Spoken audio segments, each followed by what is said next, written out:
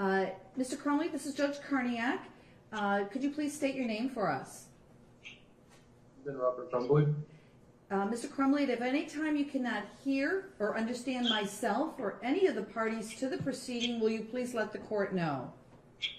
What's up, a Cinema Shogun here, and as you can see, Ethan Crumbley was in court today where he waived his preliminary hearing and he's taking this case straight to trial where he will stand trial as an adult. Now, his lawyers are still working behind the scenes to try to get Ethan put in juvenile because right now he is in big boy jail and he cannot take it. He is continuously complaining about being in the adult facilities. Like, dude, do you realize the severity of what you've done? And you have the audacity to complain about where you're at? Buddy, you're going to be in there for the rest of your life. You might as well bunker in and get ready because it's not going to be pretty for you. I'm telling you right now, Ethan. But anyway, his lawyers are working behind the scenes to try to get him transferred to juvenile. But some very interesting things came out in court today. Now, we know some of the in and outs of this case so far. A little bit of information has trickled out. We know that the parents and the school were aware of some of Ethan's problems, but we didn't know how severe they were. We've heard of a few things, but now some more things have come out. Apparently, Ethan sent a video to his friend, and the video was still on his cell phone, where he literally talks about shooting up the school. Now, also, Ethan had a severed bird's head in his room in a jar for over 6 months, just sitting by his bed. Any parent would question that. But it's now come out that that wasn't the only case. In fact, Ethan used to do these weird things to these animals in his house all the time. It was one of his little hobbies, per se, to go get an animal and just slice them open and just totally do, God-forsaken things to these poor creatures. And the parents had to know about this. It's not a secret when you walk into your room or your kid's room and there's, decapitated squirrels in there. Let's be honest here.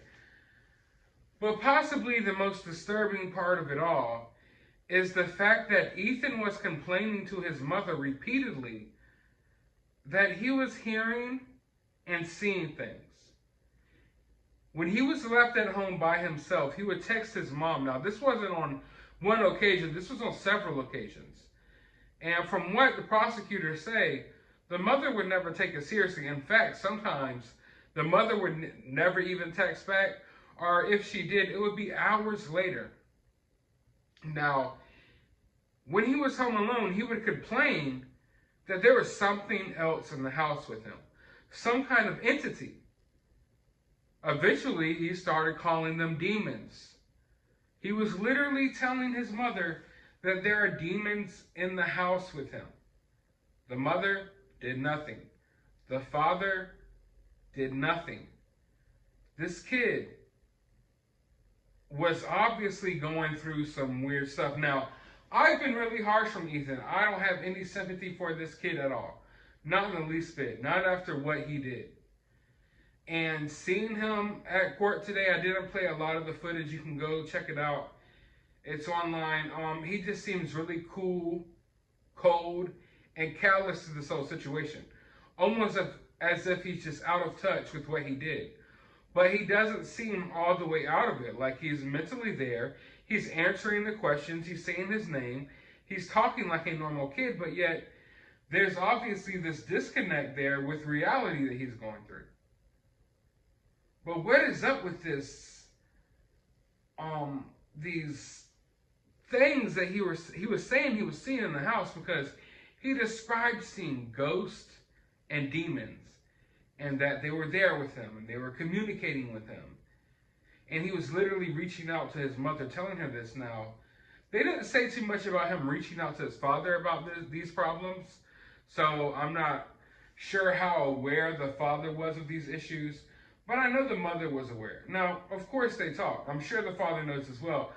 I'm just stating that because nowhere in this situation did they say that Ethan was texting his father. It was always the mother. Now, we know the mother had a lot of stuff going on with, of her own. she was leading a double life. She had an affair going on, all types of stuff. But we're not going to even dive into all of her personal information and her personal business right now. What we're focusing on here is the fact that this kid was hearing voices, seeing voices, claiming to be disturbed and being messed with by demons within his own home, and the parents just acted like this was normal. And not just that. Now, it is totally disgusting that anyone's parents would ignore their child when they're going through these obvious issues. Ignoring it is one thing, though. Maybe trying to ignore it, wanting the best for your kid, and just trying to act like it's not really a problem, that's one thing. Going out there and buying this kid an object that he can use to inflict harm on other people, when you know he literally texted you that he was seeing demons and they were talking to him, and your response is, hey, let's go buy this guy a pew pew pew. Sorry, I have to talk like that because YouTube turns us to kindergartners and we can't say grown-up words on this goddamn platform. But here's Ethan. Mom, I don't know what's going on with me. I feel like I'm not alone at home. There's demons talking to me. All right, son, we're going to take you to the local pawn shop and see if we could grab you a pew-pew real quick. Maybe that'll make you feel better. What in the fucking hell is wrong with these people? It is... I am at a loss for words every time I come to think about it. Like, the neglect was bad enough, but that was one thing. But to know all of these details. And ladies and gentlemen, this is just a tip of the iceberg, I'm sure, when it comes to Ethan. They haven't told us everything. Most of the information they have, I'm sure, will come out during the trial. But as of right now, they're just spoon feeding us a little bit of information. Oh, you're wondering why we still have the Crumbleys behind bars? Well, guess what? Here's another thing that Ethan did that they knew about. Oh, you're wondering why we're keeping Ethan in big boy jail instead of sending them down the road to the juvenile? Well, here's a bird that Ethan decapitated. Let's talk about that now.